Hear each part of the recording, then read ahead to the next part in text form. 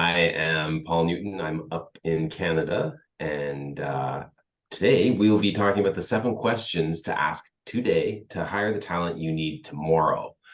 And today's webinar is really about thinking about the future and forward thinking strategically about where your business is and how the talent that you're looking to attract is thinking and behaving, and why some of the practices that you've been engaged in that used to work are probably not working as well, or maybe you're struggling.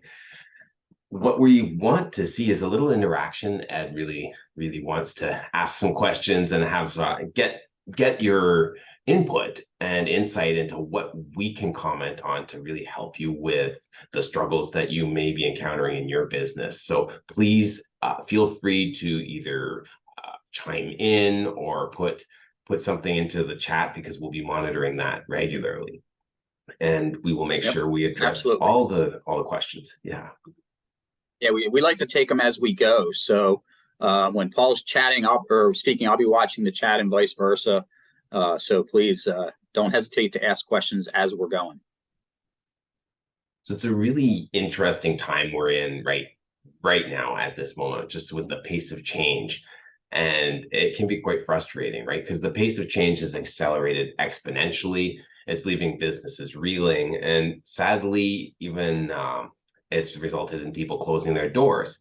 So you can future-proof your company and hire the workforce that you need when you think strategically about the future of your industry. And that's what these questions are geared towards, is addressing problems that you're probably feeling the pain of at this time. But it's also a matter of there's more to come, because every single day we wake up, there are changes happening, and the things that used to work yesterday, just they don't even work today, because industries, people, technology is changing so fast. So this is for you if advances in technology are making your low-tech business high-tech. Now, you might be in something technological already, but in a lot of cases, like in service industries and places where we just do this service, we show up on site, we do this, or people come to us. Well, now technology's crept in, and we've got things like the online business, on people buying online. We've got the way people communicate. We've got automation. We have artificial intelligence. That rise of chat GPT is driving people crazy, and it's creating all sorts of new opportunities, but challenges as well. So people, even in low tech sectors, are starting to having to behave high tech. And what that does is it affects the customer. So higher customer expectations are putting more pressure on your workforce, because we've got generations out there, right? And people that have grown up like Ed and me, we grew up and there was no internet, and didn't actually have internet until we were into our careers. But there are people that have been around it the whole time. And now the expectations of how the consumers interact with businesses is forcing businesses to be more technological. And then 3, you want to provide great customer service at a low cost with great margins.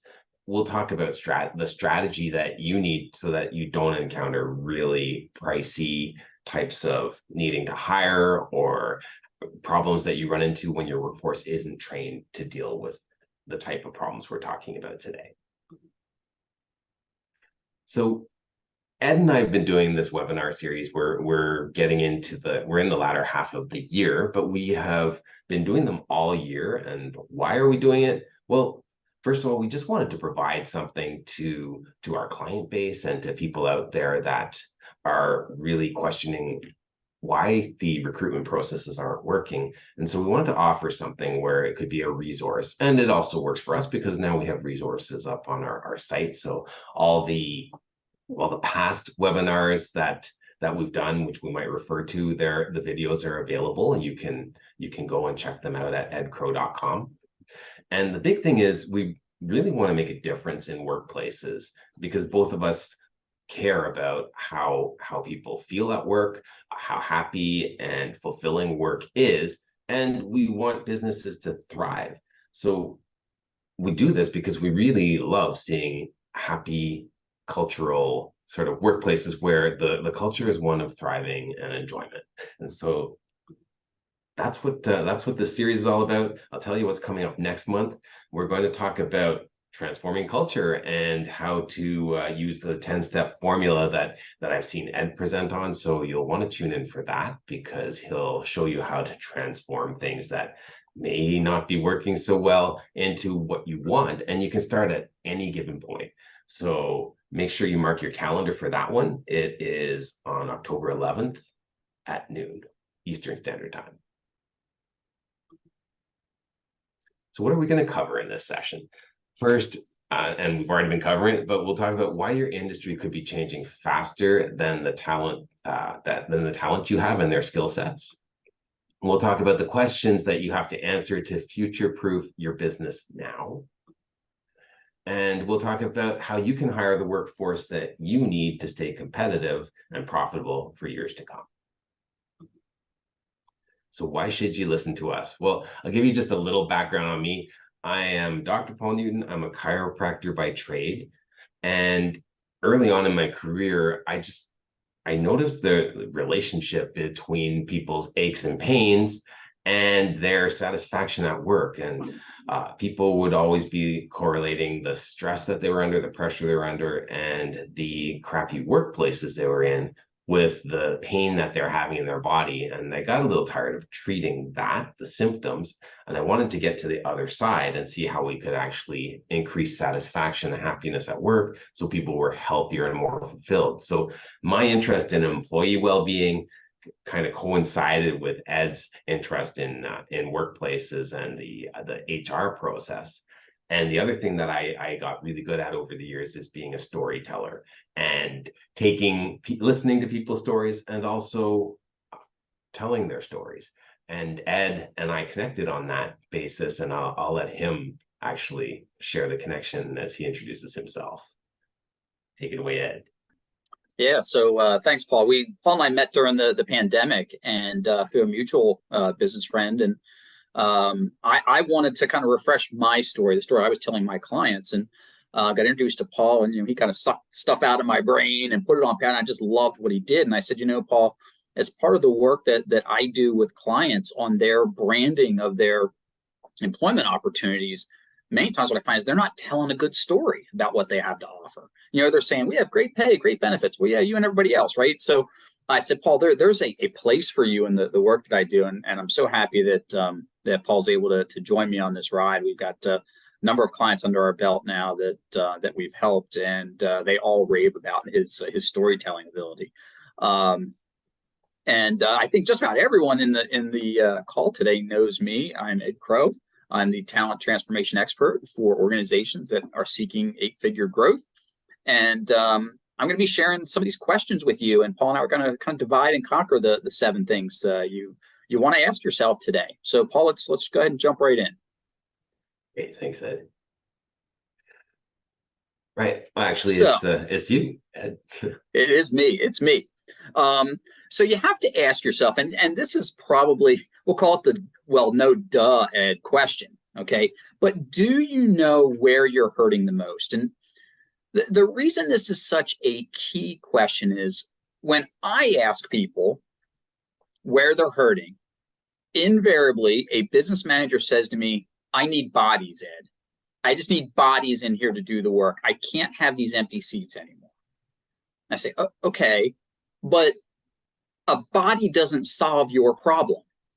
A body keeps that seat warm. That's all a body does. If you're hiring a body, that tells me that you're not invested in that person because you haven't referred to them as a person. And that gives them no reason to be concerned about you, concerned about your business, your customers.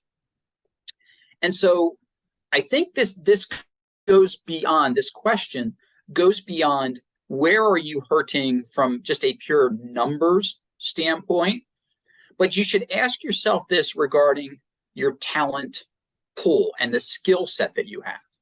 So it's not, I don't want you to think about this as just I need, Sarah, sorry, I'm looking at you. I need 5 tellers, I need 2 branch managers. Okay, those are numbers to be sure.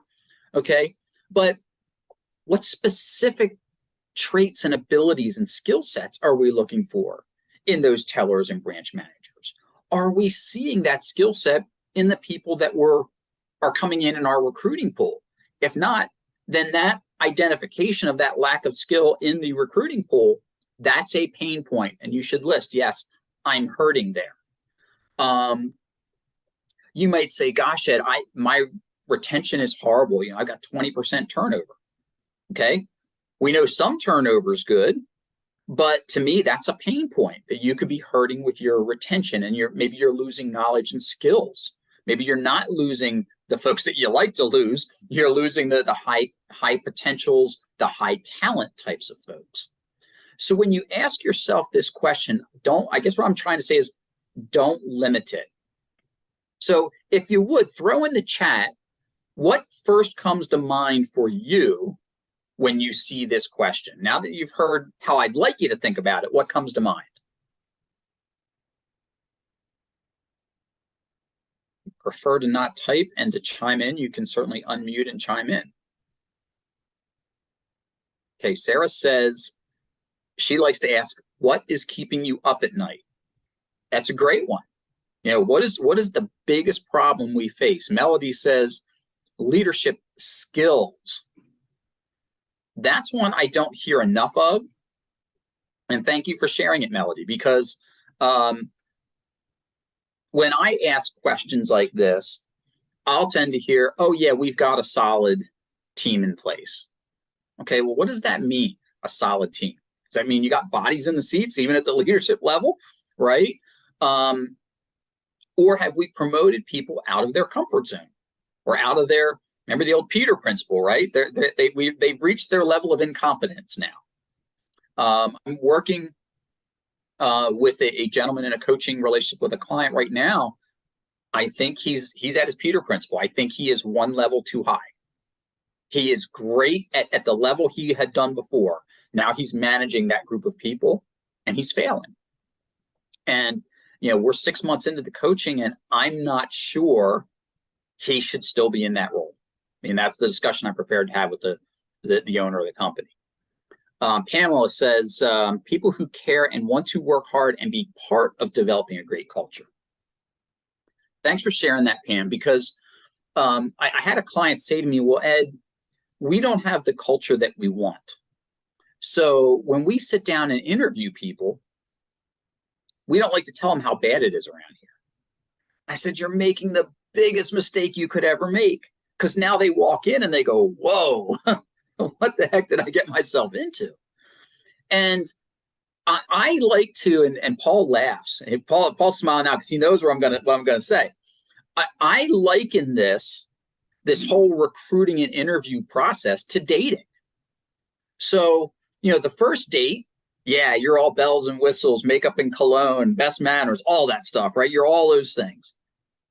Second, more real. Third date, a little bit more real, right? As you get more comfortable with the person and you realize maybe there's a relationship here, you start letting your guard down a little bit. You start to show some of your warts, right? That you're human. We don't have 6, 7, or 8 dates to make that human connection with a prospective employee. So I'm all about being real. Hey, look, we don't have the culture that we want right now. Here's what we're striving to do, and here's where we think we are. And we're going to talk a lot about that next month. But to Pam's point, when you look at it that way and you say, okay, well, I'm going to let my guard down and I'm going to talk about the things that we're challenged with. And I'm asking you, Mr. or Ms. Candidate, can you please come and help us solve those problems? Now we're getting somewhere towards having a discussion about, okay, we know our culture is not where it needs to be, and we'd like you to help us. Now they're also on notice, okay, this place isn't perfect, and they can make a great decision. Melissa says, I'd agree with leadership skills for her organization and building the understanding of expectations for leaders. Absolutely. Leaders don't get a free ride in the being held accountable process. If anybody needs held accountable, it's the leaders, because they're the drivers of the mission and vision of the organization. Thank you. Paul, let's go to number 2.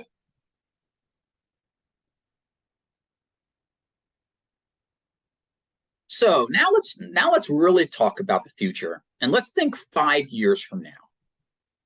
How different is your business going to look in 5 years? Do you know? Right? And if you say, well, gosh, not that much is really going to change in 5 years, why don't you go back and look 3 years ago, right?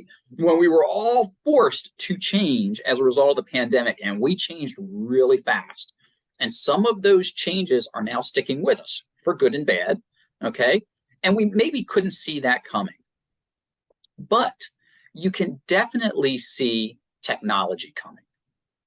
So I know just from some of the faces that are on my screen, I know we got some bankers in here. So bear with me, non-bankers. I'm going to use a banking observation. So most of us right now would probably not choose to deal with a financial institution that would not allow us to have some kind of mobile app, right, that I can scan my checks and get them deposited. Okay, if someone's sending you money. You probably wouldn't choose to do business with a financial institution that you can't get online and see all kinds of stuff and transfer money around, do all the things that we take for granted as consumers, okay? Well, years ago, how many banks allowed you to do that? How many banks had their own app that had things, right? So things have changed on that front related to consumer demand. And so what I'd ask you to look at is, what's your consumer demand and what's changing about your business? Is there technology that's changing about your business that you see coming? Because if you're in those discussions with the leadership team, now you can start to back into, okay, what skills do I need that I'm going to have to develop or recruit so that I've got the talent that I need 5 years from now?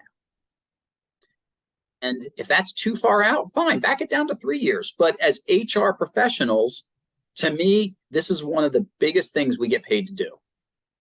Not fill those bodies in seats or fill those seats with bodies today, right? It's anticipating the future needs. And that's what this question is really asking you to consider. What does the future look like for you? So if you would, in the chat, throw down without giving away any trade secrets you're concerned about, throw in something that you know you have to consider related to talent several years from now. And you were talking about it, like an interaction you had with your bank just maybe last week or something, just with the customer service side, and that was kind of interesting. Yeah. I mean, I normally get excellent customer service from my bank. Call in, someone's cheerful, thank you for doing business with us, the whole bit. And what I was trying to actually was preparation for this trip where I was trying to flag my credit cards and things like, hey, I'm going to be out of the country. Please don't freeze my credit cards while I'm out of the country. And the customer service person I got on the other end, I don't know if she was new, poorly trained. It was a painful experience to go through. I mean, I had to explain what I wanted 3 times to her. Very unusual experience for me. So I'm not sure what was going on there. And if I was a new customer, I'd be like, whoa, is this what online or telephone customer service is like? Because this was not a good situation. That's a challenge for us. So let's see here. We got a couple of answers in here. Sarah says they're going to need more highly technical people in more specialized roles. So Sarah, thanks for that, because that's a theme I'm hearing. For years we went with this whole generalist is good, know a little bit about everything. And now we're saying, maybe not. Maybe some folks with some really high levels of knowledge in very specific areas are going to move us forward. Now, that may not be true for every business. Sarah, I could certainly see where you would want that in your business. Absolutely. What else do we got here? Melissa, have to consider the diversity of the trades. Yeah, so Melissa's in an organization where they're hiring all the skilled trades, carpenters, pipe fitters, welders, anything almost related to construction and sort of heavy manufacturing. And she's saying, hey, we may want to consider folks whose backgrounds aren't a perfect fit right now, but maybe they're going to benefit us down the road. And it was interesting because in our meetings today with the client down here, one of the things that they talked about was the fact that they're a startup, so they're up against the quote big boys down here in the tech sector that they're in, and decided that their avenue is, you know what, we're going to hire recent grads, not because we can pay them less, but because we know that they are going to bring fresh ideas to us.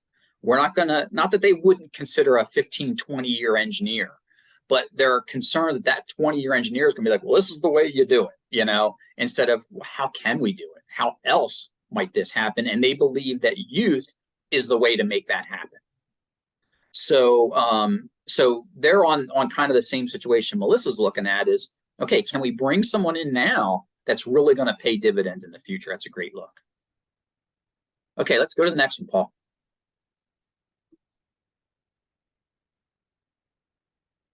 So I love talking about strategy. It's where we as HR professionals should be playing. And you know, the question you have to ask yourself is, number one, do you have a business strategy? Knowing most of the organizations that are in the call today, I'm pretty sure you do. But more importantly then, do you have a people strategy, and is it aligned to the business strategy? And here's my example. So there are three general strategies that businesses use to go to market, okay? One is what you might call operational excellence. You know, these are companies like a UPS, a Walmart, believe it or not, that it's all behind the scenes. You know, they're driving the logistics program so tight that that's how they drive value to the customer. And what's important about knowing that is now I can say, okay, if that's my focus, I've got to bring people in that understand that that's the focus and can help drive that forward. Another commonly accepted business strategy would be like product or service leadership. So think Apple, let's say, right? You know, the latest and greatest iPhones and gadgets coming out to make our lives better, right? Okay, so we want the best and brightest working on these new whiz-bang products, and we want people that are fired up with putting the best product out there that money can buy. And then the third most commonly accepted business strategy is what's called customer intimacy. Here you might think of like Nordstrom, okay, where the Nordstrom experience when you go in there and you buy clothing is like none other. I remember a couple of years ago, my bag didn't make it to my destination. Imagine that, right? And I was on stage 8 o'clock the next morning.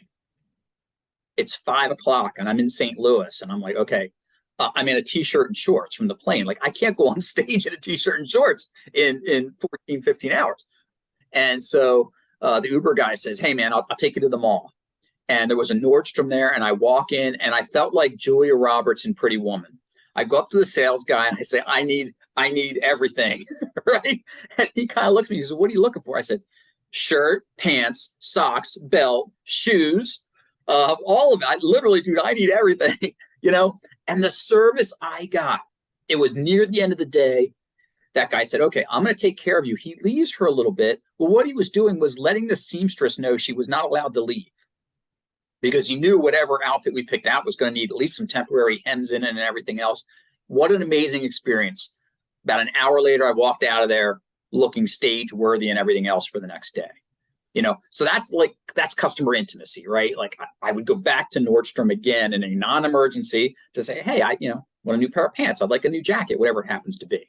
So tell me where you think your business strategy is of those three, and whether your people know that that's the strategy and are aligned to it. I can see faces thinking. This is good. And I see the fingers moving. Oh, now they're popping in. Okay, let's see here. Sarah says they talk about the three legs of our stool. Okay, that's an interesting analogy. Associates, their members is what you call your customers, and then the general community. And so they focus on them frequently. Can I share your company name, Sarah? It's in the chat. May I share it? Sarah gives me a thought. Yes. So Sarah's with Members First Credit Union. Most of you have probably seen them around there throughout Central PA. I think there's probably a couple people from outside their market footprint on the call. But yeah, I mean, Members First tells you exactly where it is and what it's all about, right? That this is what we're going to put our members first. Melody says they're definitely into customer intimacy, and their people know this with lots of exclamation points. That rocks. And it's all about the relationships in community banking. Absolutely. And so if people don't understand the connections, right, and what's so important, it's really tough. And so, because people will ask, well, wait a minute. And I'll go back. So Sarah and I first met 30 years ago working at UPS together. If I walked into the average person at UPS and said, sorry, Sarah started there. We worked together when she was 5, just saying. So, but, you know, people, if you go to the average UPS person, they wouldn't understand that it's about operational excellence because they're always thinking about the customer. Well, if we're not operationally excellent, we don't serve the customer. So sometimes you have to build that bridge for people to understand what your business strategy is and why your people strategy is getting aligned to it. Sarah says they have a program called Delivering Unparalleled Experiences, and we celebrate how we do that. Excellent, right? I mean, anything that we can do to keep our people focused on where the business is going is a good thing, and your culture will dictate how you celebrate those things. We'll talk a lot about that next month, that how we celebrate, how we focus, how we train, the things that we hold people accountable on, all are part of what makes the vibe of our culture. Make no mistake that your culture and your people strategy is not just about, oh, here's a mug with our logo on it, right? Great job. Here's a t-shirt, here's a pen, right? I mean, I'm not saying don't do those things, but they don't drive a culture and they don't drive strategy. They're the little feel goods that are just the add-ons. That's how I see them anyway. So I'm going to turn it back to Paul. He's going to take you through the next couple of questions.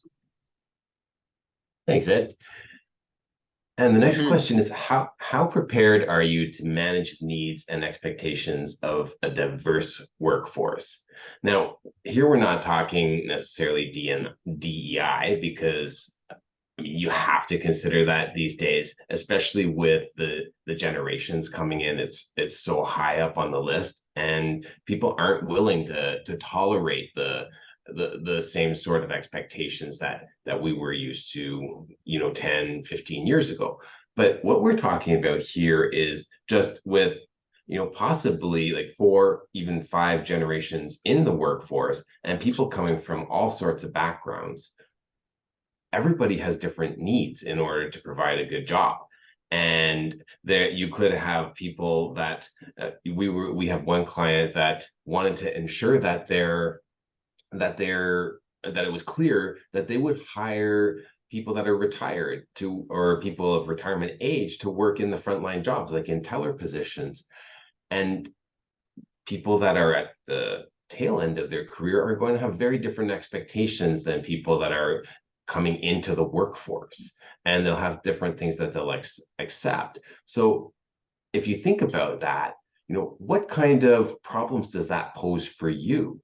And if you could maybe enter it into the chat, are you experiencing any pressure on your business processes or how you train people, just given the diversity of demographics in your workforce?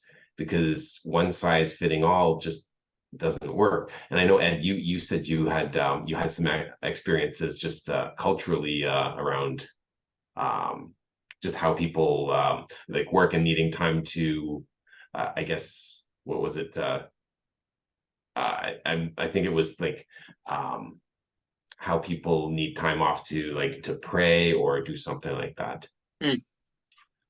Yeah, I mean, diversity means so much, right? It's not just gender and race anymore. You guys know this. I'm not going to even go down that road. We know that our workforce is so, unique.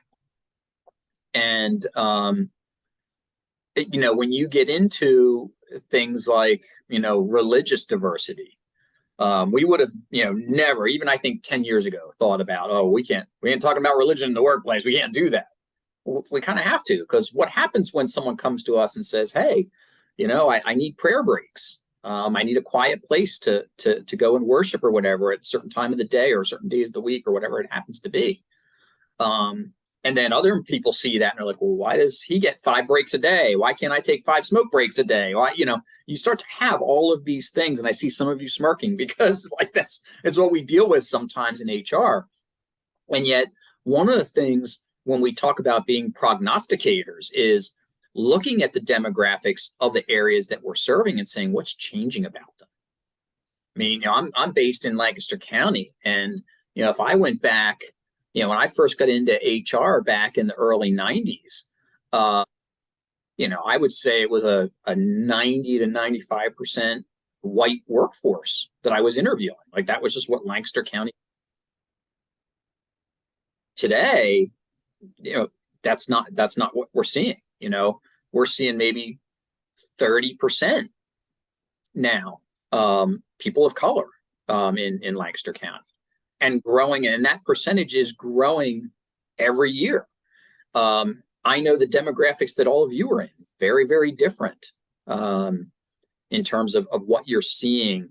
And, again, just about the difference in races and genders, but different ideologies coming in. And as we grow our companies and as the workforce diversifies, we need to be prepared, not only as HR, but several of you mentioned you have leadership concerns. How prepared are your leaders to manage that? And with the coming off the pandemic and the work from home, the hybrid workplace, and the future of work, people are a lot less tolerant or willing to just say, yeah, I agree with your rules, the timing, and having to show up. So there is this whole flexibility. How can you manage that with different demographics in your workplace and make it normal so that you do have some people that do one thing while others do something else? And then, considering these factors, what specific challenges have you already discovered trying to attract a diverse workforce? So you have your DEI initiatives, you've been considering these different factors, and now what's coming in your door? What are you experiencing with the new hires that you get, and how they last, how they integrate into the culture? Are there any specific problems that you're experiencing with the culture and the way things always have been, and how they need to be now? And just Do you want to throw that in the chat, Paul? Yeah, please share if there has been anything like that. One thing that I heard, like, again, one of our clients that I've been working with on their brand story that we're putting out into their employment or their recruiting site, the big problem they have is that their training is so good that they're kind of the training bank for the bigger banks. They love to just pilfer all their new hires, because after a few months they know that they're primed and ready to go.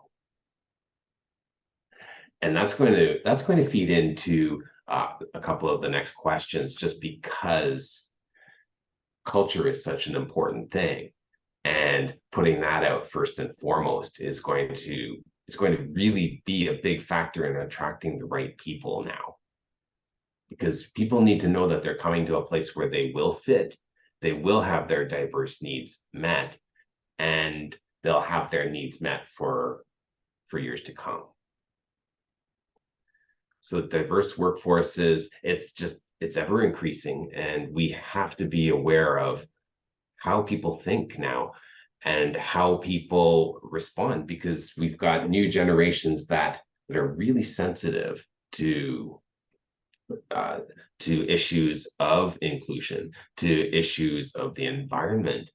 And they're very vocal about it, and they expect to know your viewpoint on this. So you have to consider these factors if you want these people to work And I for think, you and one of the stay. things, Paul, I think, Paul, one of the things you do so well in your storytelling is, is putting front that whole inclusive workplace, right? What would happen if you posted an ad that something says, "Oh, we're a Christian organization." Okay. Now, some of you are probably going, "What? We would never do that." Well, in central Pennsylvania, that's not all that uncommon to see something like that. And I've got clients who are faith-based in nature. Nothing wrong with that, right? And there's nothing wrong with necessarily putting it out there until I hear from them, "Oh, well, we would never hire a Muslim. We wouldn't hire a whatever, non-Christian, fill in the blank with whatever faith or non-faith," right? That's where we start to run into problems, not just from an employment law standpoint. I don't even care about that. From a diversity standpoint, that intolerance. And so while that's an extreme example when we're talking about faith, but again, these are things that as our workforce continues to diversify, we're going to have to make some pretty strategic decisions. Yeah, and a lot of issues around mental health and Mm-hmm. the ability to have somebody to talk to at work, because parking your problems at the door just is no longer a model we can have. I mean, I remember just that was just what you did. And these days everybody just loves to bring it to work and share and share. So it's really critical to know what people are expecting. And as Ed was talking, like we have if you have a culture that's so bad that you don't tell people about it, when they get in the door and they find out, wow, this is what things are like. Well, what do you do about that? That's that's a big problem. And what I found in terms of the storytelling aspect is, well, there's always going to be something good there. There's some reason that the people that do stay, even if it's just because of the pay or somebody there that they do like. And that's where the storytelling comes in, is listening to the workforce that you do have and finding those undercurrents, or finding the embers of goodness that we can fan and bring into turn into a fire.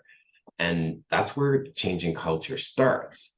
But the the thing is, if you want to attract people that will stay, you have to start putting something good that reflects what you want in your culture out there. You have to find those things. So that's why listening to people and hearing what their take on your culture and the experience of the workforce in, or the team at your company, that's why we can find those things that you want to highlight in your culture. And then it comes down to, how prepared are you as leaders to engage in the recruitment process? And changing culture and putting out a brand that reflects who you are attracting into the workforce, or who are you are looking to attract to work at your company.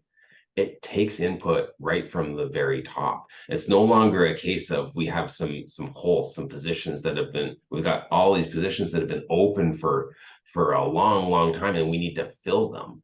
It's We need to think about strategically how we're going to get the right people here that want to stay and be part of our company as it evolves and grows.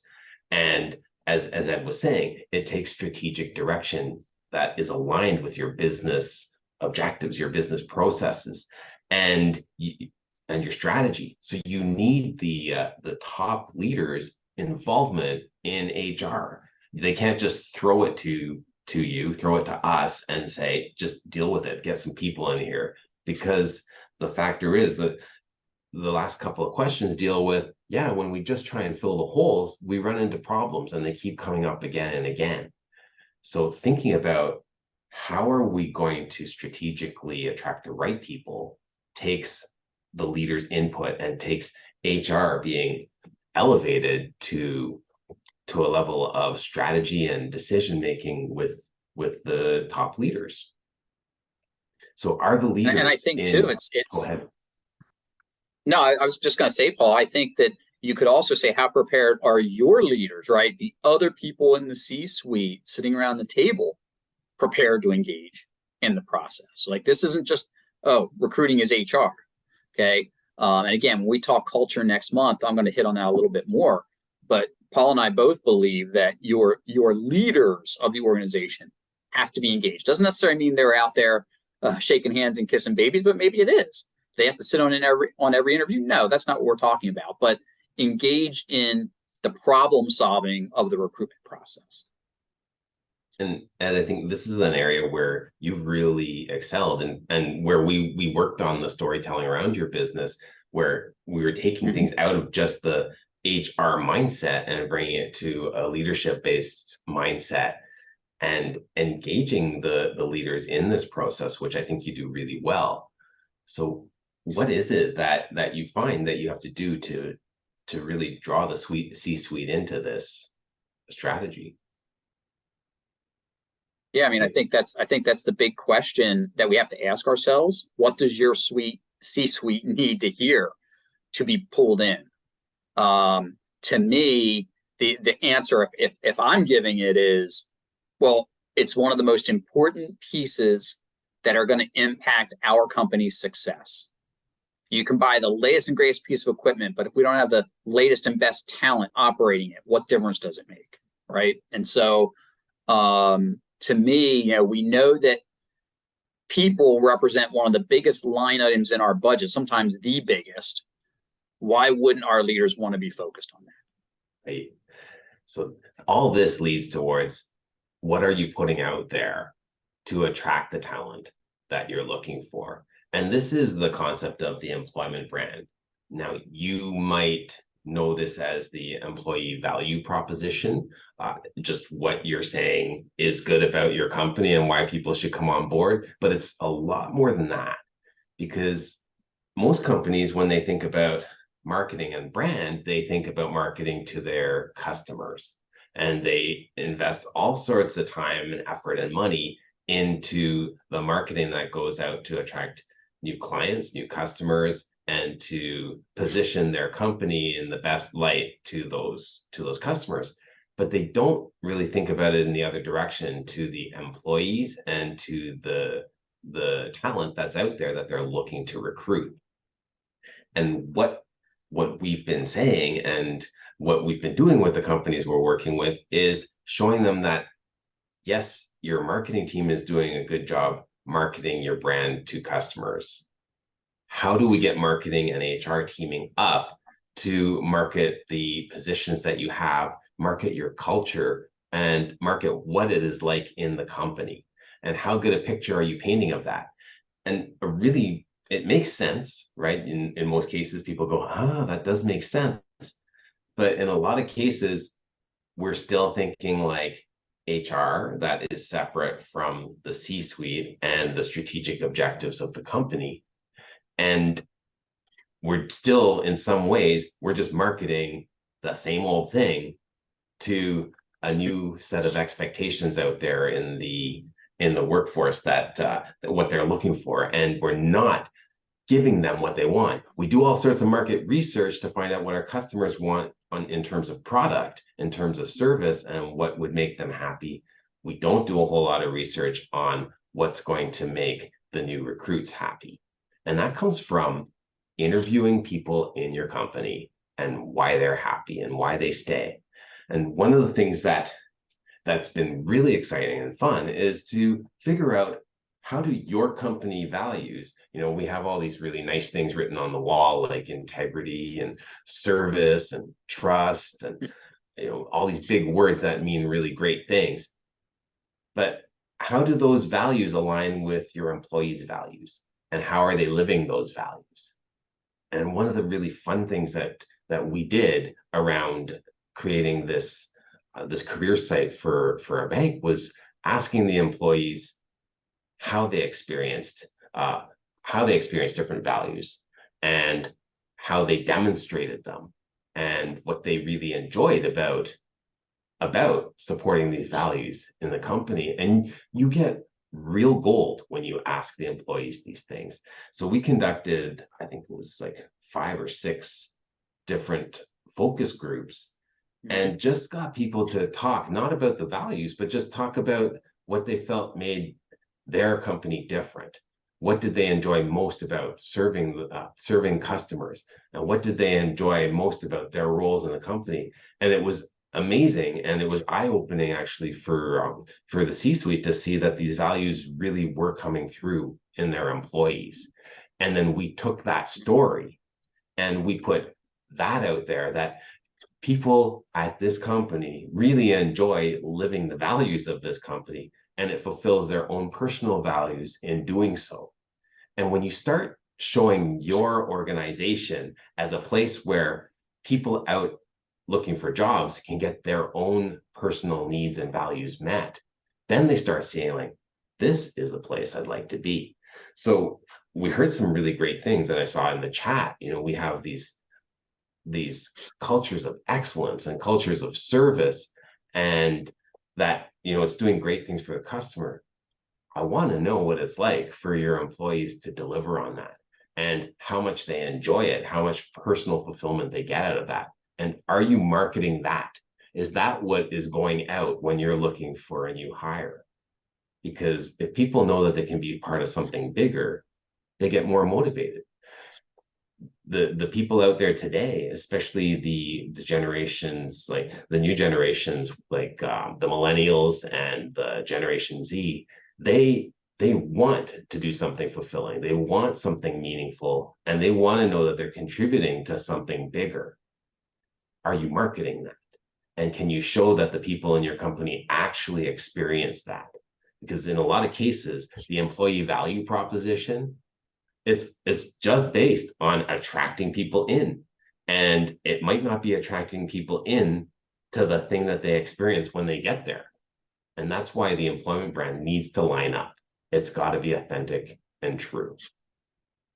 So that's what this employment brand is all about, and what all the 7 questions kind of build up to. Is this employment brand thing, is this something that you've experienced or you have in your company, or is the concept new? Just, I'd like to hear or see what people are experiencing about that. And I'm going to pass it over to Ed just to do a little summary. But if you have any comments on how branding your employment experience, how that's happening in your company, please share them. Yeah, that would be great, Paul. And I love to hear what different organizations are doing to brand their employment, just like they brand their, they have their marketing brand. So maybe you haven't thought of it in that way, but throw us your ideas, the things that you're doing. We'd love to hear it, and then we'll share it with the group so everybody learns. All right, Paul, let's fire away here on the summary. So first question we asked, where are you hurting the most? And we talked about not just looking at it in terms of numbers of people, but skill sets and those sorts of things. Are you considering the roles you're going to need 5 years from now based on advancements in technology, changes in your markets? Maybe you're going to grow, and that's going to require a higher skill set to manage a bit larger staff, more tech, new geographies, what have you. Number 3, is your people strategy aligned with the business strategy? Do those two connect? If we have disconnect there, not only are we not going to have a good people experience, we're likely to not hit our business goals. It's really tough if those two aren't aligned to hit business goals. Number 4, how prepared are you to manage the needs and expectations of that diverse workforce? And how prepared are your leaders, the others in the group? I know, speaking to HR people here, you probably say, oh yeah, I'm ready. Is the rest of your leadership team ready, willing, and able to manage a diverse workforce?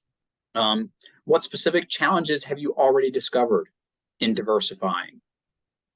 And again, look at that through different lenses.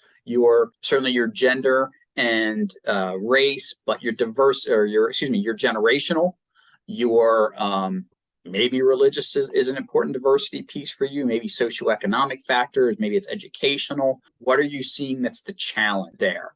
And that challenge may not be external, it could be internal.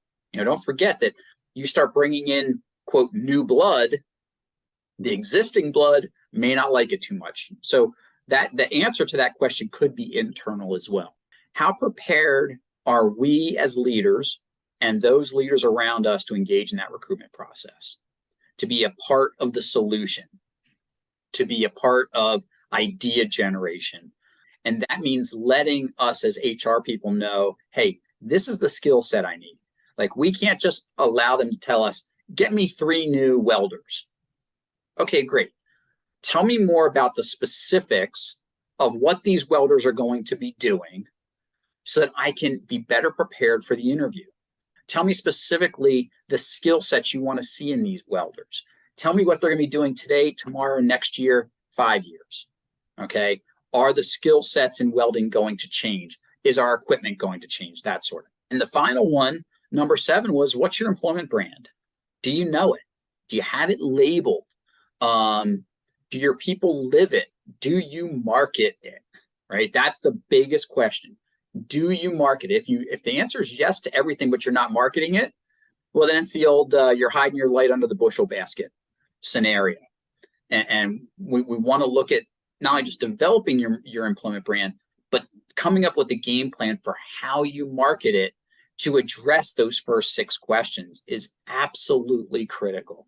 Having the plan that sits on the shelf in this case is one of the worst things possible. We've got to put all this into action to drive our employment brand. So we talked about those 7 things today. We only have an hour together, and Paul and I would love to have more time to get into things. So if you heard something today that you have questions on, or you say, hey, I want to know more about this thing, can we have a discussion? Absolutely, free of charge, no extra obligations. Go ahead and use your phone to scan this QR code.